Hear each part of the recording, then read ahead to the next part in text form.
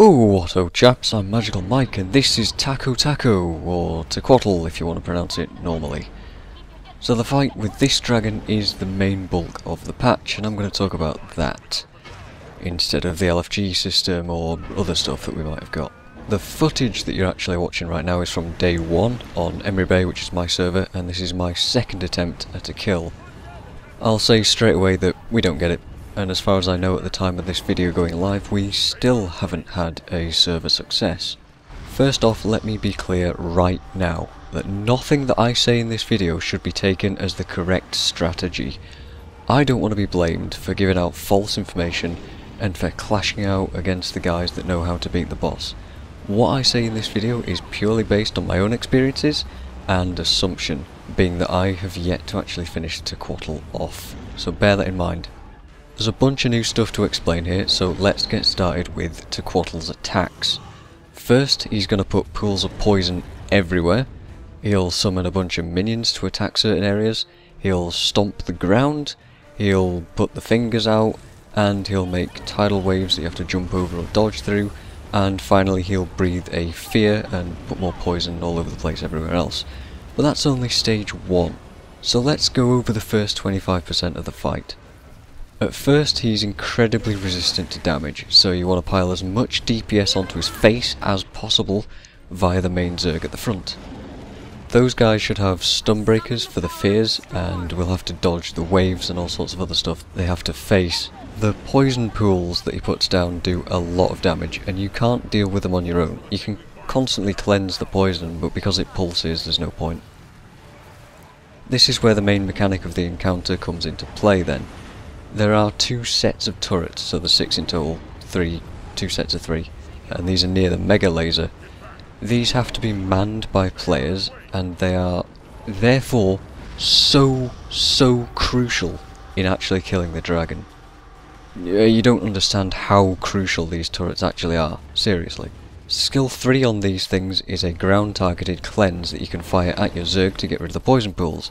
But you also have to fire it at yourself if Tequatl poisons the area around the turret. The turret's main goal though is to keep firing skill 2 on cooldown at Tequatl's head.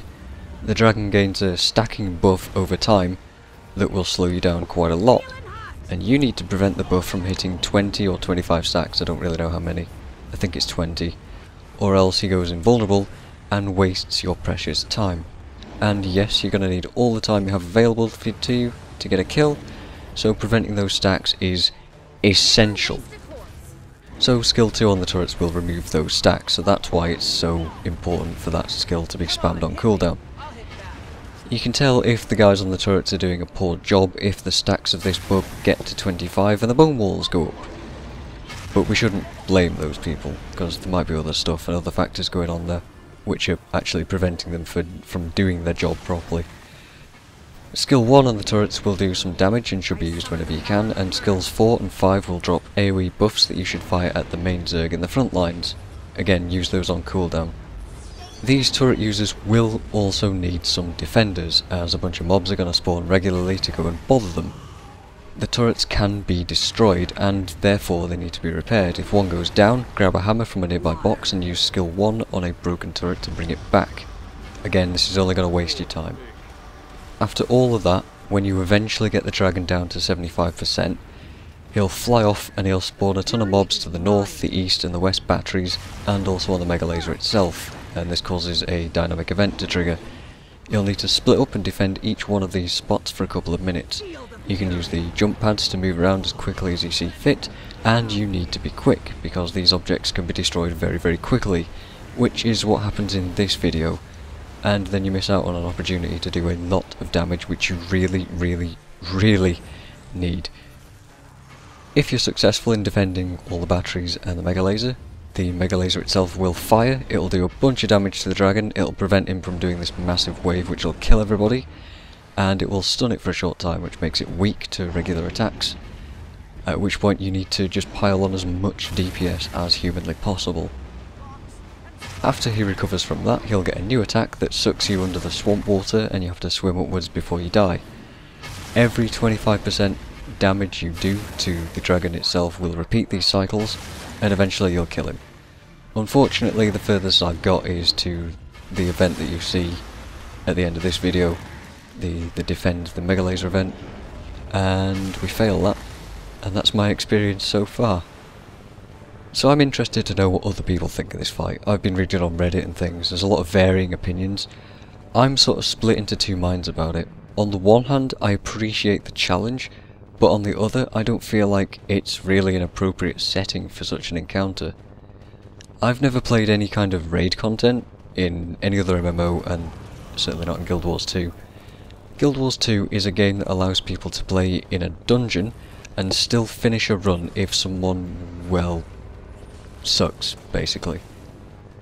You can carry people, and if one person messes up, it usually doesn't result in a failure state, and I like that. It means that as long as I play well, I can get my stuff done and get my rewards, and I don't feel like my actions depend on somebody else. However, with Tequatl, one person can screw up the entire encounter for the 100+ other people also trying to get it done. If just one person goes AFK, or doesn't know exactly what they're doing on the turrets, that's it. GG. And I don't like that. Now, of course, this is early days, so it's a problem now. And this kind of content is sort of new and people are still learning what to do. So, for now, I can forgive that. We'll have to see if people learn how to deal with it and keep repeating the content over and over, or if it just becomes what the Colour of Joe mag used to be, where people would do it a lot and then realise this takes like half an hour, screw it, I'm not going to bother. We'll have to see how Tequatl turns out. For now everyone's really into it, but we'll see what it's like 2 months down the line, if it gets nerfed or if people just stop doing it or what. The second main problem I've had is positioning. If I'm on the northwest turrets, sometimes the Zerg is out of range of my buffs, and for me it's very hard to get them to position better.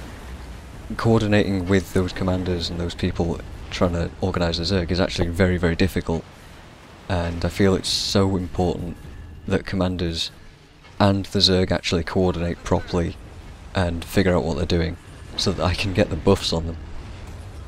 For now though, I am reserving my judgment on the fight. I don't know if it's particularly hard or not, because I can't measure it against any other kind of raid content in Guild Wars 2.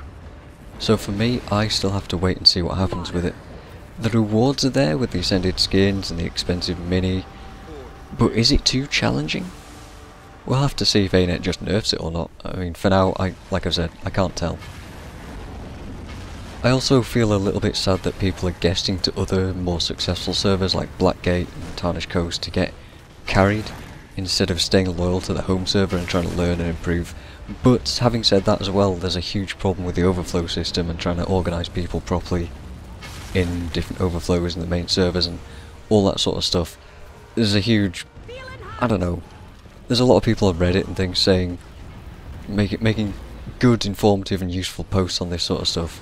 It's definitely a problem, but we'll have to see how we work around that. So anyway, that's pretty much it. It's just a big fight, the likes of which we haven't seen in Guild Wars 2 before. Oddly though, it makes Zaitan kind of look like a bit of an insect in comparison. Now, if only we can get those tactics down instead of people going AFK on turrets. My theory that this is to blame. That gotta get them cookies! Cookies!